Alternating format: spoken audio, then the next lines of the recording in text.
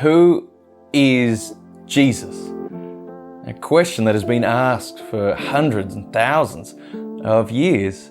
So many answers, so many perspectives, so many different takes on this one guy that, even if you would not call yourself a Christian, changed the world as we know it.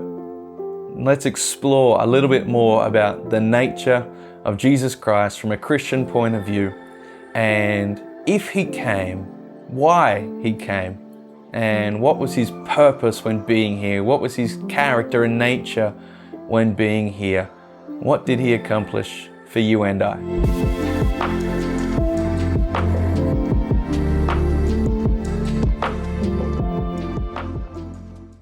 Who is Jesus? We've looked at in this series how he is the one true, uncreated God that has always existed. We looked at his divine and eternal nature, yet his very personal nature. It's he. He loves you. He wants to be in relationship with you. Then we looked at Jesus stepping into creation and that powerful reality that the uncreated became created on a rescue mission for you and I, full of grace and truth. Finally, we looked at his death and resurrection.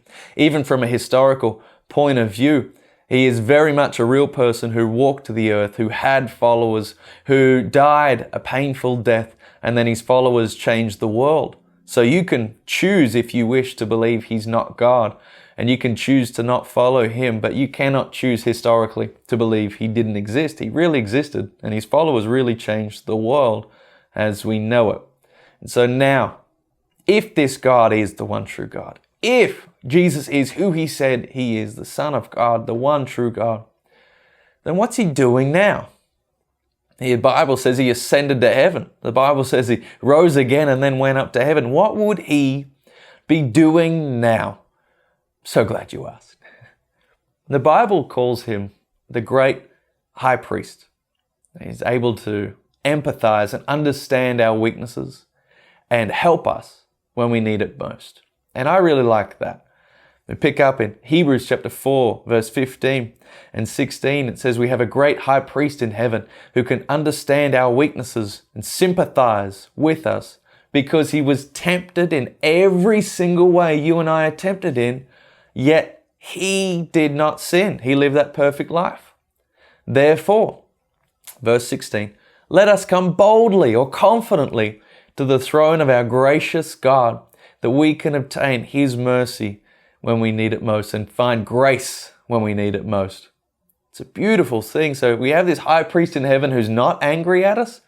We have a high priest in heaven who is not saying, see, I lived the perfect life. Now you need to as well. We have a high priest with a hand stretched out saying, come, I understand that you're tempted. I understand that you've stumbled this week. I understand that you didn't live a perfect life this week, but come to me.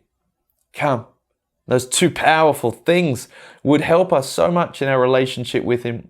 Number one, that he does understand. How incredible is it that we don't have a God who cannot understand our weaknesses, who cannot understand that we get tempted by lust or power or anger or jealousy or gossip or bitterness.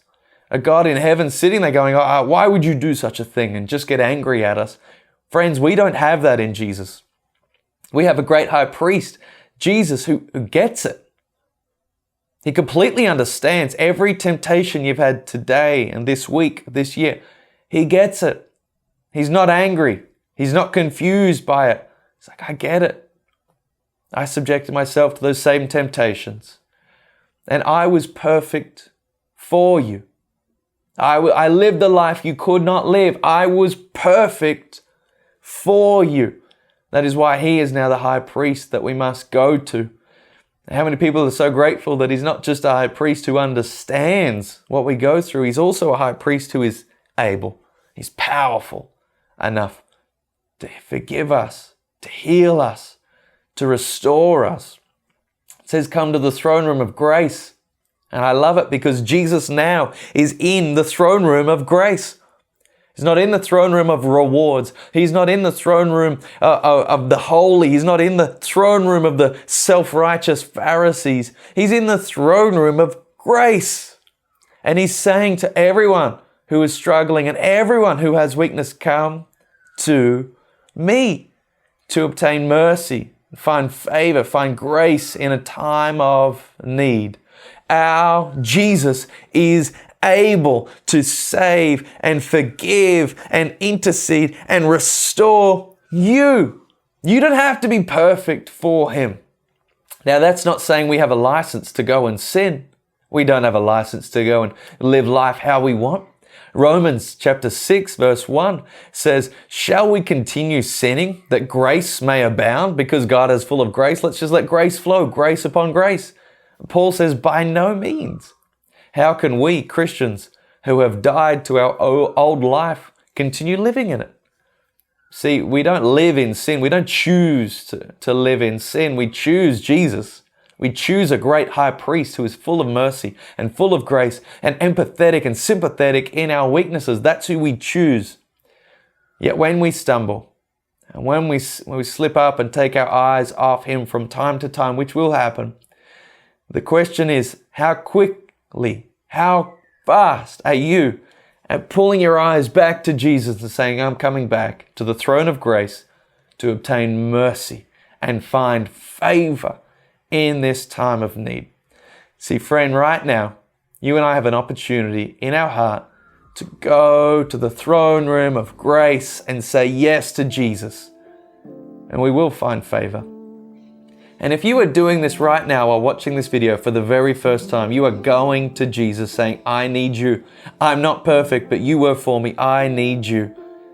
Reach out to us. We're going to help you in this beautiful decision you've just made.